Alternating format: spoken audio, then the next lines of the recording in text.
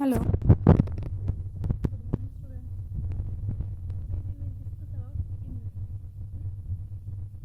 क्या होती है?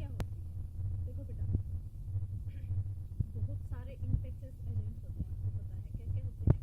बैक्टीरिया, वायरस, प्रोटोजोआ, जो हमने अभी तक पढ़ी है, जिनसे डिजीज हो सकते हैं। बहुत सारे पैथोजेंस होते हैं जो हमें कोई भी डिजीज कर सकते हैं, ठीक है।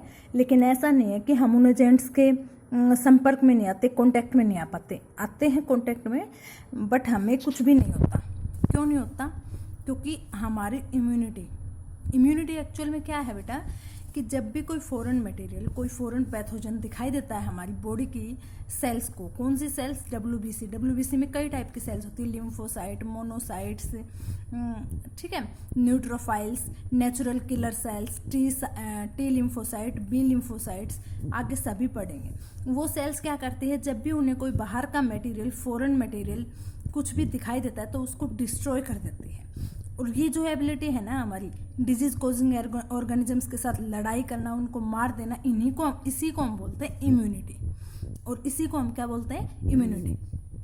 ऐसा नहीं है कि बैक्टीरिया वायरस हमारे पास नहीं आते, हमें कोई डिजीज नहीं होती। कई बार हो भी जाती है डिजीज, जब हमारा इम्यून सिस्टम वीक पड़ जाता है, या फिर वो बैक्टीरिया या वायरस की ज़्यादा अमाउंट हमारी बॉडी में आ जाती है, तब शायद हमारे जो लिम्फोसाइट्स है वो कमज़ोर पड़ जाते हैं बाहर वाले मटेरियल, फॉरेन पैथोजेंस के सामने, और लड़ाई में फॉरेन पैथोजन जीत जाता है, जिससे हमें डिजीज हो जाती है, ठीक है।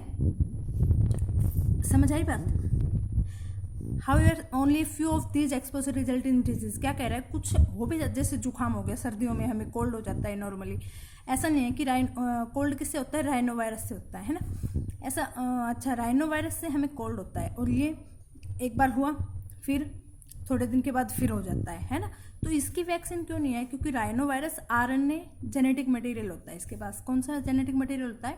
आरएनए। और आरएनए जेनेटिक मटेरियल वाले वायरस अपने आप को म्यूटेंट कर लेते हैं, मतलब हर बार ये क्या करता है? रूप बदल के आ जाता है।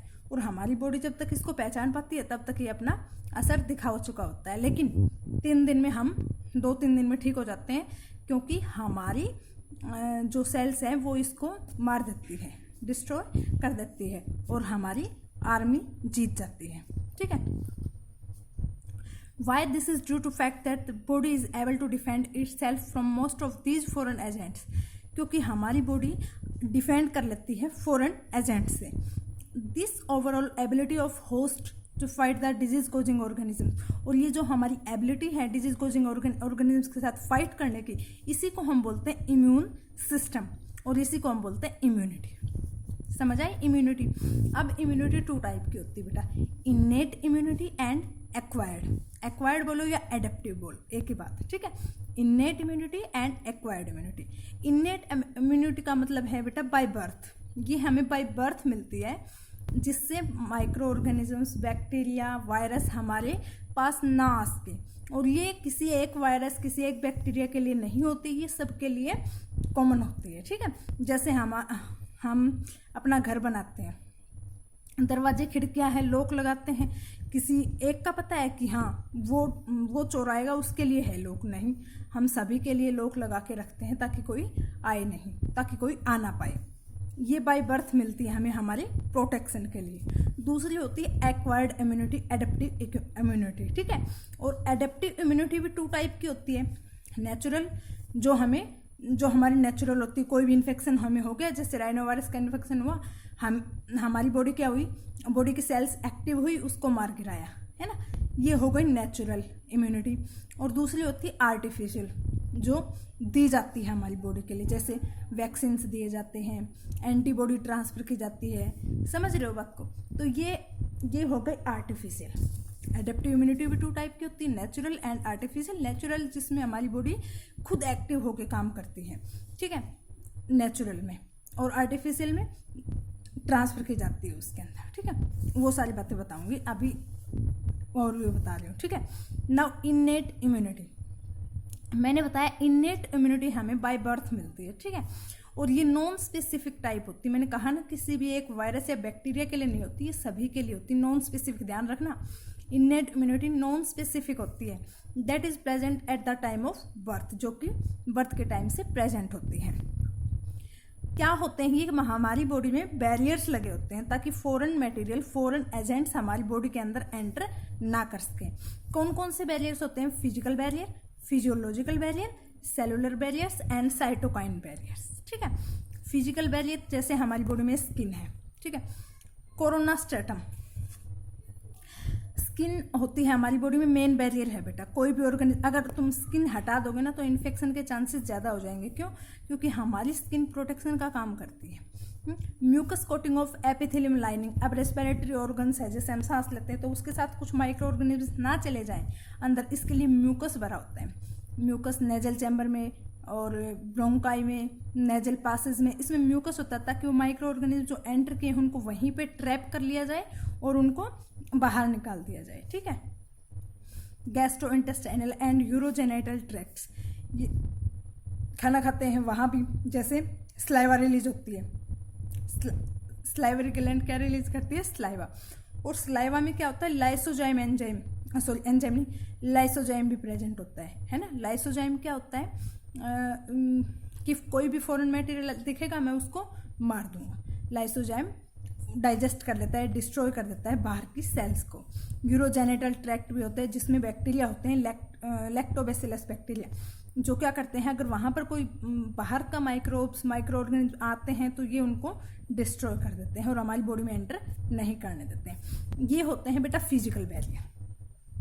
ठीक है, नाउ फिजियोलॉजिकल बैरियर्स, आपको पता है कि हमारा स्टमक गैस्ट्रिक जूस रिलीज होता है?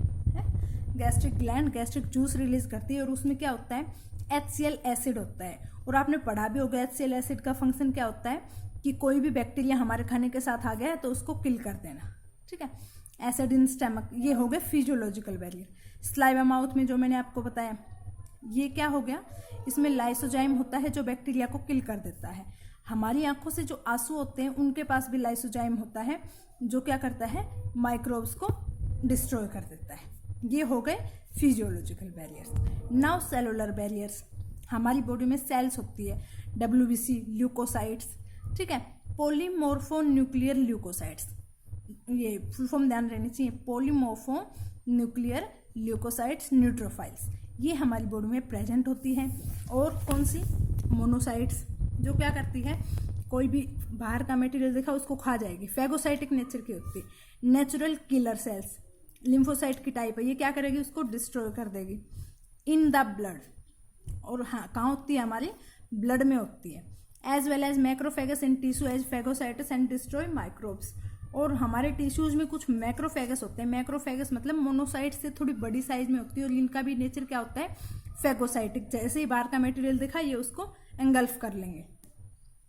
फेगोसाइटस होते हैं और वो माइक्रोब्स को डिस्ट्रॉय कर देती है। ठीक है, now cytokine barrier. Cytokine barrier virus infected cell, मान लो हमारी बॉडी में ये सेल्स ऐसे होती है, आपको पता है, ठीक है, थोड़ा इसको नजदीक कर लेना, ऐसे सेल्स हैं, किसी एक सेल को वायरस ने इन्फेक्ट कर दिया, ठीक है, ये सेल मरेगी, पता है, लेकिन ये मरने से पहले क्या करती है? एक एंटीवायरल प्रोटीन, मतलब कुछ रिलीज करती है क्या? कोई प्रोटीन रिलीज करती है जो इनको सेव करने के लिए इनको बता देती है कि कोई वायरस आ गया, अपने आप को प्रोटेक्ट कर लो, आपने मतलब अपने आप को मजबूत कर लो ताकि आपके अंदर ना जा पाए। मैं तो मतलब डिस्ट्रॉय हो रही हूँ, सेक्रीफाइस कर देती है अपने आप को, लेकिन इनके पास क्या भेज देती है? एक मैसेज भेज देती है प्रोटीन के फॉर्म में। ठीक है, एक प्रोटीन सीक्रेट करती है, कौन सा? इंटरफेरोन। इंटरफेरन प्रोटीन क्या होता है? Antiviral protein. मगर ये बाकी सेल्स को बचा जाती है कि तुम बच लो भाई, बच सकते हो, तो मैं तो नहीं बच पाई। Which protect non infected cell for further viral infection, ताकि बाकी सेल्स को इन्फेक्शन ना हो, इसके लिए अपने आप को सेक्रीफाइस करके जाती है। बट उससे पहले वो क्या रिलीज करती है? इंटरफेरोन। ध्यान रखना, इंटरफेरोन क्या है? Antiviral protein. Okay, now acquired immunity on the other hand is pathogen specific. ये पैथोजन स्पेसिफिक होती है और इनेट इम्यूनिटी नॉन स्पेसिफिक होती है। ठीक है, it is characterize by memory, और ये मेमोरी से मतलब ये क्या करती है? याद रख लेती है। जब भी कोई हमें, जैसे मैंने आपको बताया था मम्स मैसल्स, कि अगर एक बार हो जाए किसी इंसान को फिर दोबारा नहीं हो सकता। क्यों नहीं हो सकता दोबारा? क्योंकि एक बार हमें इन्फेक्शन हुआ, उसने काफ़ी वो किया, लेकिन हमारी आर्मी ने उससे लड़ ली, ठीक है। लेकिन इसके बाद उनके दिमाग में वो फोटो छप गई कि ये अगर दोबारा आ गया ना तो इसको तो छोड़ना ही नहीं है, ठीक है। इसीलिए ऐसा नहीं कि वो दोबारा आएगा नहीं, वो वायरस, मम्स का वायरस दोबारा आ नहीं सकता, आ सकता है, लेकिन हमारी बॉडी उसको आते ही बाहर कर देगी। बस उसे रहने दो, तुमने पिछली बार जो किया था हमें याद है, ठीक है। This means that our body when it encounter a pathogen for the first time produce a response। जब पहली बार किसी भी पैथोजन से मिलती है तो वो अपना हल्का रिस्पॉन्स शो कर पाती है बेटा, ज़्यादा वो नहीं, उसको हम बोलते हैं प्राइमरी रिस्पॉन्स। क्या बोलते हैं? प्राइमरी रिस्पॉन्स, जो कि लो इंटेंसिटी का होता है, ठीक है। आते ही एकदम से तबाही नहीं बचाती, पहले धीरे धीरे उसको करने की कोशिश करती, तब वो कंट्रोल में नहीं आता, कोई बात नहीं, लेकिन अगर अगली बार आ गया तो उसको छोड़ेंगे नहीं। Subsequent encounter with the same pathogen indicates a highly intensified secondary और anamnestic response होता है। This is described to the fact that only body appears to have memory of the first counter। क्या कह रहा है कि जब पहली बार में तो लो इंटेंसिटी में करेगी, लेकिन वो क्या करता है? डिजीज कर देता है, ठीक है। लेकिन अगली बार अगर वो आएगा ना तो हाई इंटेंसिटी के साथ सेकेंडरी रिस्पॉन्स करती है, एमनेस्टिक रिस्पॉन्स करती है, जिससे वो उसको मतलब इसका मतलब ये है कि इसने याद रखा, हाँ इसने तो हमारी बॉडी को ये डिजीज, इसको तो छोड़ना ही नहीं है, और उसको आते ही फिर क्या कर देंगे? डिस्ट्रॉय कर देंगे, ठीक है। The primary and secondary immune responses are carried out with the help of two special type of lymphocytes. अब जो प्राइमरी और सेकेंडरी रिस्पॉन्स हमने बताया है ना, ये कौन कैरी करता है? कौन? लिम्फोसाइट्स। और लिम्फोसाइट्स में टू होती है स्पेशल टाइप की लिम्फोसाइट, कौन कौन सी? बी लिम्फोसाइट और टी लिम्फोसाइट। बी लिम्फोसाइट और टी लिम्फोसाइट। बी लिम्फोसाइट तो क्या करती है? प्रोटीन प्रोड्यूस करती है, बहुत सारे प्रोटीन, तो इसको हम बोलते हैं आर्मी ऑफ प्रोटीन्स प्रोड्यूस करती है। किसके रिस्पॉन्स में? जो भी पैथोजन हमारी बॉडी में एंटर किया है उसके साथ, जो भी पैथोजन हमारे ब्लड में एंटर किया उसके साथ लड़ाई करेगी तो वो रिस्पॉन्स शो करते हैं। कौन करता है? बी लिम्फोसाइट प्रोड्यूस करती है क्या? प्रोटीन्स, और उन्हीं प्रोटीन्स को हम बोलते हैं एंटीबॉडीज, ठीक है। बहुत सारे एंटीबॉडीज रिलीज करती है, कौन? B lymphocyte. टी सेल्स दूसरी कौन सी बताई मैंने? T lymphocyte. और टी लिम्फोसाइट अपने आप से कुछ सीक्रेट नहीं करेगी, लेकिन वो बी सेल्स की हेल्प करती है, but help B cells produce them, ठीक है। अब एंटीबॉडी होती कैसी? ये डायग्राम आपको बनाना है, ठीक है। बना के मेरे पास फोटो भेज देना। ये है एंटीबॉडी। एंटीबॉडी में ऐसे कहा जाता है टू हैवी चेन और टू लाइट चेन्स होती है, ये वाई शेप की होती है, ये देखो, ये है हैवी चेन, और जो ये है ये क्या है? Low chain, light chain, light heavy chain, light chain, ठीक है। और यहाँ पर एंटीजन बाइंड हो गया, एंटीजन बाइंडिंग साइट, और ये हैवी चेन हो गई और ये लाइट चेन हो गई, ठीक है। अब ये जो दोनों अटैच होती है तो इनमें कौन से बॉन्ड होते हैं? डाइसल्फाइड बॉन्ड, ध्यान रखना। कौन सा bond? Disulphide bond. Each antibody molecule has 4 peptide chains, और हर एंटीबॉडी मॉलिक्यूल के पास 4 पेप्टाइड की चेन होती है, 2 स्मॉल जिनको हम लाइट चेन्स बोलते हैं, और 2 लॉन्गर जिनको हम हैवी चेन्स बोलते हैं, और ये आपस में जुड़ी होती है डाइसल्फाइड बॉन्ड से, इसलिए हम इसको H2L2 बोलेंगे। ये एंटीबॉडी का स्ट्रक्चर है। हमारी बॉडी में डिफरेंट टाइप की एंटीबॉडीज होती है, कौन कौन सी? IgA, IgM, IgE, IgB, immunoglobulin A, immunoglobulin M, immunoglobulin E, immunoglobulin G। अच्छा, इनमें से एक बात ध्यान रखना, इम्यूनोग्लोबिन A है ऐसी एंटीबॉडी जो मदर्स मिल्क से बेबी के पास जाती है, ठीक है। मदर्स मिल्क जो पहला मिल्क होता है जिसको हम कोलोस्ट्रम बोलते हैं, क्या बोलते हैं? कोलोस्ट्रम। इसमें क्या होती है? IgA होती है। जब तक बेबी अपनी खुद की एंटीबॉडीज तैयार करना शुरू ना कर दे तब तक मदर के मिल्क में कोलोस्ट्रम में IgA आती है उसको प्रोटेक्ट करने के लिए, ठीक है। दूसरी है IgE। IgE जब भी कोई एलर्जिक रिस्पॉन्स हो तो कौन सी इम्यूनोग्लोबिन या एंटीबॉडी होती है? IgE रिस्पॉन्स करती है, ठीक है। और IgG वो इम्यूनोग्लोबिन या वो एंटीबॉडी है जो प्लेसेंटा को क्रॉस करके बेबी के पास जाती है, ठीक है। ध्यान रखना, ये बहुत इंपॉर्टेंट है। IgA पहली एंटीबॉडी जो मदर मिल्क से बेबी में आती है, IgE एलर्जी रिस्पॉन्स के लिए, IgG जो प्लेसेंटा क्रॉस करके बेबी में आती है, ठीक है, प्रेगनेंसी के दौरान। A cartoon of an antibody is given structure because these antibodies are found in the blood. The response is called. और ये एंटीबॉडी कहाँ मिलती है? हमारे ब्लड में मिलती है, इसलिए हमने इसका नाम निकाल दिया ह्यूमोरल इम्यून रिस्पॉन्स। क्या है? Humoral immune response. This is one of the two types of acquired immune response, antibody mediated. The second type, ये तो हो गया एंटीबॉडी मेडिएटेड, और दूसरे टाइप का होता है सेल मेडिएटेड इम्यून रिस्पॉन्स। पहला ह्यूमोरल इम्यून रिस्पॉन्स हो गया, दूसरा सेल मेडिएटेड इम्यून रिस्पॉन्स या सेल मेडिएटेड इम्यूनिटी। क्या? T lymphocyte mediate CMI very often when some human organs like heart, eye, liver, kidney. ये दूसरी होती है सेल मेडिएटेड इम्यूनिटी। इसमें क्या होता है, जब भी किसी का हार्ट फेल हो गया या फिर किडनी चेंज करनी पड़ेगी, लीवर ट्रांसप्लांट करना पड़ गया, तो क्या ट्रांसप्लांटेशन यही नहीं हो जाएगा किसी का भी निकाला और डाल दिया, नहीं। डॉक्टर बहुत कुछ मैच करते हैं, जैसे उनका सूटेबल डोनर ढूंढते हैं कि टिश्यू मैच हो जाए, उनका ब्लड मैच हो जाए, ठीक है। Graft from just any source and animal another primate, किसी से भी नहीं लिया जाता बेटा, उसकी मैचिंग की जाती है। Tissue matching, blood group matching are essential before undertaking any graft transplant and even after this patient has to take immunosuppressant all his life. हमने लगा तो दिया, ट्रांसप्लांट तो कर दिया लीवर या हार्ट, लेकिन हमारी बॉडी में सेल मेडिएटेड इम्यूनिटी है, वो कहेगी नहीं ये तो हमारी सेल नहीं है, क्योंकि ये तो पहचानती है हमारी सेल को, ये तो हम इसको रिजेक्ट करने की कोशिश करेगी। लेकिन इसके लिए हम क्या दे देंगे उसको? इम्यूनोसुप्रेसेंट, यानी कि जो इम्यून रिस्पॉन्स को थोड़ा सा कम कर दे कि रुको भाई इसको रिजेक्ट मत करो वरना मैं मर जाऊंगा, ठीक है। तो इम्यूनोसुप्रेसेंट उसको हमेशा के लिए वो दवाई खानी पड़ती है। The body is able to differentiate self and non self and the cell mediated immune response is responsible for the graft inject. क्यों? क्योंकि सेल्फ और नॉन सेल्फ में डिफ्रेंशिएट कर लेती है, और किसके द्वारा होती है? सेल मेडिएटेड इम्यून रिस्पॉन्स के द्वारा, और टी लिम्फोसाइट इसमें हेल्प करती है, ठीक है। इसके बाद मैंने आपको बताया था कि नेचुरल जो एडेप्टिव इम्यूनिटी है वो भी टू टाइप की होती है, नेचुरल और आर्टिफिशियल। जो नेचुरल इम्यूनिटी है वो टू टाइप की होती है, एक्टिव और पैसिव, ठीक है।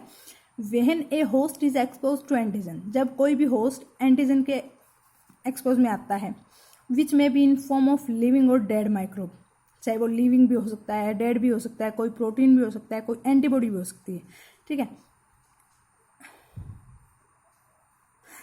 सॉरी प्रोटीन हो सकता है। तो हमारी बॉडी क्या करेगी? एंटीबॉडी प्रोड्यूस करेगी। क्यों? ताकि हम उसको मार सकें।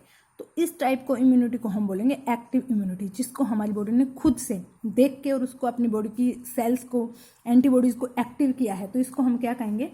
Active immunity. Active immunity is slow and takes time to give. Active immunity थोड़ी स्लो होती है और इसको फुल इफेक्टिव रिस्पॉन्स देने में थोड़ा सा टाइम लगता है।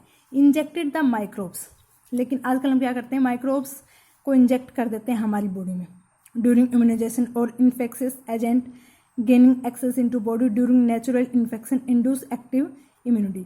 जब हम रेडीमेड एंटीबॉडीज़ को डालते हैं, जैसे किसी को सांप ने काट लिया, ठीक है, सांप को काटने पर क्या दिया जाता है? एंटीबॉडीज़ दी जाती है उसके अगेंस्ट, ताकि जल्दी से रिस्पॉन्स होकर बंदा बच जाए। और वो एंटीबॉडीज़ कैसे बनाई जाती हैं? किसी घोड़े को सांप काट लेता है और घोड़े को जैसे ही सांप काटता है तो घोड़े का ब्लड क्या करता है? एंटीबॉडीज़ बहुत ज़्यादा एंटीबॉडीज़ प्रोड्यूस करता है। अब हॉर्स का ब्लड लिया जाता है और उसकी एंटीबॉडीज़ लेके ह्यूमन में जब सांप काट लेता है तो वो एंटीबॉडीज़ उसके अंदर डाल दी जाती है, और वो एंटीबॉडीज़ क्या करती है? सांप के पॉइजन को डिस्ट्रॉय कर देती है और हम बच जाते हैं, ठीक है। तो जो रेडीमेड एंटीबॉडी डाली जाती है हमारी बॉडी के अंदर किसी भी फॉरेन एजेंट के अगेंस्ट, तो उसको हम बोलते हैं पैसिव इम्यूनिटी, ठीक है। एक्टिव इम्यूनिटी जो हमारी बॉडी खुद से एक्टिव करेगी अपनी सेल्स को, लेकिन पैसिव इम्यूनिटी जिसमें हम रेडीमेड तैयार करके डालेंगे, ठीक है। Do you know why mother's milk is considered very essential for the born infant? मैंने अभी बताया कि पहला मिल्क जो फर्स्ट मदर्स मिल्क होता है येलो कलर का होता है, जिसको हम कोलोस्ट्रम बोलते हैं। मदर स्टार्टिंग में सीक्रेट करती है फर्स्ट टाइम, जिसमें बहुत ज़्यादा मात्रा में एंटीबॉडीज होती है। कौन सी एंटीबॉडीज? IgA। ताकि इन्फेंट को प्रोटेक्ट कर सके। The foetus also receive some antibodies from their mother through the placenta. Foetus pregnancy के दौरान भी बेबी क्या करता है, कुछ एंटीबॉडीज रिसीव करता है प्लेसेंटा के थ्रू। वो कौन सी होती, IgG। ठीक है, यहाँ तक समझ आया। एक बार ये देखो बेटा, ये चार्ट बना लेना। इम्यूनिटी 2 टाइप की होती है, एडेप्टिव या एक्वायर्ड बोलो। इनेट इम्यूनिटी जो बाय बर्थ मिलती है, एडेप्टिव इम्यूनिटी नेचुरल होती है, आर्टिफिशियल होती है।